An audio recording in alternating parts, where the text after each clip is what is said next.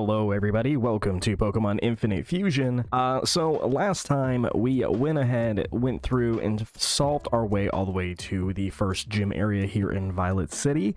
As well as you saw in the beginning half, we have some new Pokemon that I really wanted to do with a whole new team coming through the Johto region. Part of this new team includes some new fusions that we wanted to do. I've been getting some requests to go ahead and bring our starter Pokemon back, which our starter Pokemon's Charizard, and I think what they want is the Charizard Primeape. Unfortunately, I'm really not enjoying that fusion. It's just not strong, it's missing things, it's really weak, and I just figure, you know, let's do something a little bit different. So now our Charizard's fused with Volcarona, and yeah, so a lot of the Pokemon as well have different models than what you saw in the previous thing. I forgot to update my files, so they actually have some new looks. So you'll actually be able to see those here in the next coming clips when I actually update the overlay.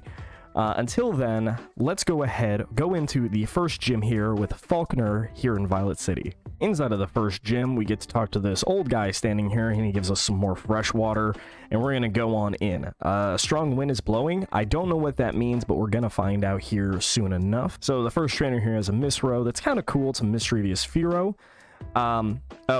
Okay, so that's what the strong wind does. Got it. So it pushes us down here and it pushes us around. Going into Falconer's fight here, we do have him send out his Zowowl, which is Xatu and Noctowl. We're just going to lead with Deviled Eggs, and we're just going to, go for a Rock Tomb. Unfortunately, we get taken out by a Psychic. Next Pokemon we're going to come out to is Gator Tail here, and we're just going to go for a Wild Charge. This is a flying gym. We have no problems here. The next Pokemon coming out is Marokiss, which we know is a Marowak Togekiss, so we're just going to go for a Dive. He uses a Protect. Perfect, we get to avoid that whole first turn and hit him again with a Dive. Falconer's next Pokemon is Grancrow, which is Murkrow and Granbull. We'll just use a Wild Charge. It's a high-hitting electric attack, and it has no problem taking that thing down in one shot. Now, what I am forgetting is that Gator Tail here is level 90, and these guys are level 66, but that doesn't really mean much.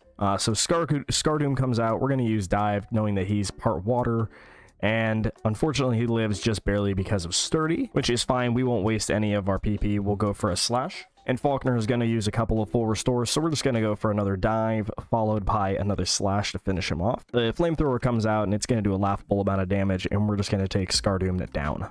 Ursagiot comes out, which is Ursaring Pidgeot. We're just going to use Wild Charge. It's level 70. It's fine. We're going to take him down, and that recoil damage is well worth the price. After beating Falconer, he gives us the Zephyr Badge, and he tells us that it's been in his family for generation, and gives us Defog and 4 Premium Wonder Trade tickets. Heading on over here to the second gym area in Azalea Town, we did save these shelters and helped Kurt, the gym leader, solve this area, so we have to go through here, kind of take some trainers out.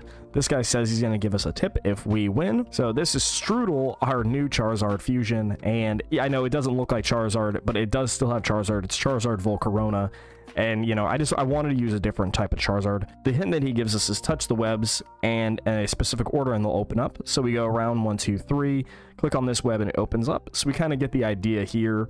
We have to do this a couple of times, so that way we are actually able to go on and take on Kurt. Here at Kurt, we know that he has Bug-type Pokemon, just like Bugsy, the previous gym leader. So Beedose comes out. That's fine. He's a Beedrill Ariados. Flamethrower should have no problem taking him out.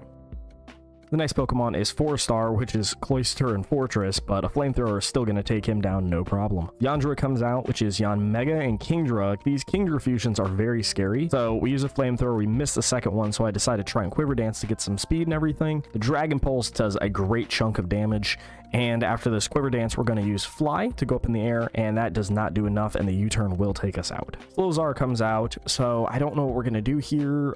Let's go into Ghost Pepper. Again, no Ghost Resist. Ghost Pepper's the GOAT here, so we're going to use a couple of Shadow Claws. That does not do enough, and he heals, so we're just going to keep going for some Shadow Claws and hope that we do the most amount of damage. We live on 3 HP, and the Shadow Claw will take him out. Next Pokemon coming back out is Yandra from that U-turn. He's going to take us out with a U-turn, which is fine, and we see that this weird Shuckle fusion comes out, so we're going to go into Churro here and go for a Bulk Up, because this thing can't hurt us. Unfortunately, those minimizes are very scary, so we're going to go for a Sacred Sword, which never misses, and take it out. And Yandra is going to come back out one more time, and we're just going to go for another Sacred Sword to be able to take that one out at +1. Kurt gives us the Hive badge to symbolize that we took out the gym. He also gives us Quiver Dance, which we really don't need, and 3 premium Wonder Trait tickets, which we'll probably use at the start of next episode. Kurt tells us to meet us back in his house to give us some stuff, so we show up, and he tells us that painting Pokeballs is one of his hobbies, using apricorns. So he says he's going to give us a sample of the balls. Okay, and we get a Scorch Ball, a Spark Ball, a Toxic Ball, and a Frost Ball. Now, I don't know what those do, so let's go ahead, open up the bag here and take a look. Scorch Ball, okay. Burns a wild Pokemon, paralyzes a wild Pokemon, poisons a wild Pokemon, and what's the Frost Ball done? I figured freezes a wild Pokemon. Okay, cool. Yeah, we'll have to try those out, maybe in a later time. So now that we're done with those gyms, we're going to be taking on the 3rd, 4th, and 5th gym in the next episode. Let me know if you guys actually like Strudel here, the new Charizard fusion with Volcarona, as well as we also have a Reaper Pepper here, which is the Espeon Gengar. And then we also have Churro. Let me know if you guys like Strudel or not. I can definitely go back to the Primate fusion if we really want to.